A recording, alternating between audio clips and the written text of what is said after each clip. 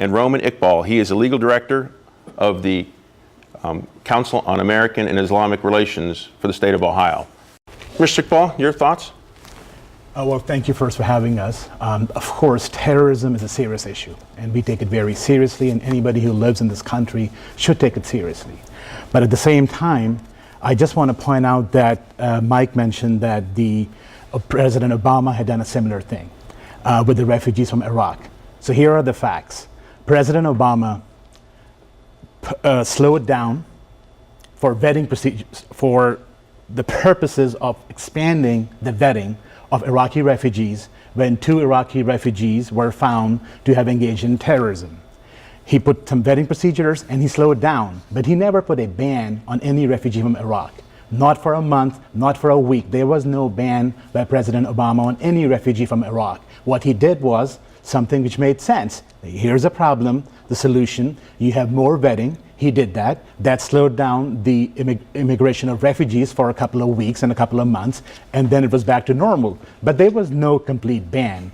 This particular ban by President Trump bans every man, woman, and child from getting a visa. You could be an infant, or you could be a 95-year-old woman. You're all banned from entering the country after March 16th. So this is nothing like what President Obama had done.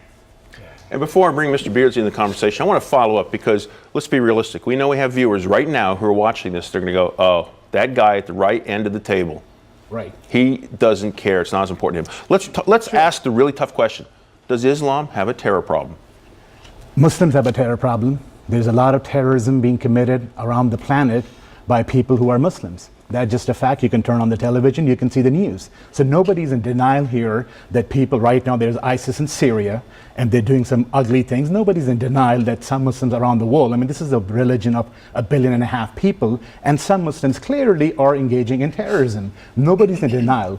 But the point here is that in America, in the last 15 years, there have been 13 deadly attacks by terrorists who were Muslim. 0 of them were from people who either came from these countries or whose families came from these countries. So we're trying to solve a problem from these 6 countries which does not exist. Look, let's talk about refugees. First of all, this pause for 120 days is not just a pause on Syrians. If you're a monk in Tibet, you also stop from coming. If you are Rohingya in Burma, you stop from coming. This is worldwide. But going back to Syria, to be a refugee and to come here as a refugee is a 2-year process.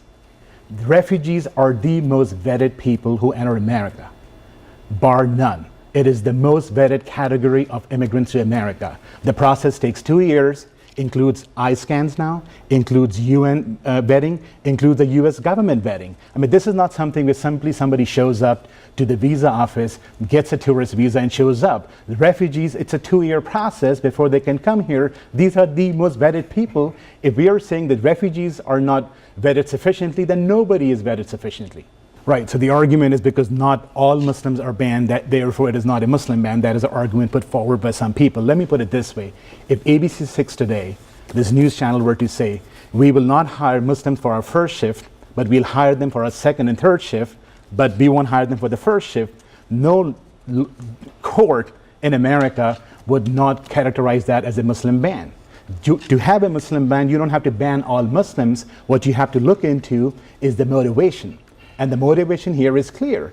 Our president said it. I mean, he said it in December that this would be, that he would have a complete ban on all Muslims. And then he went to Giuliani, the ex-mayor from New York City, and told him, I want to have a ban, Muslim ban, which can be done legally. And every court in America which has seen this has found this to be a Muslim ban for the reason that the motivation behind this ban was to ban Muslims. And just because not all Muslims are banned does not mean that this is not a Muslim ban.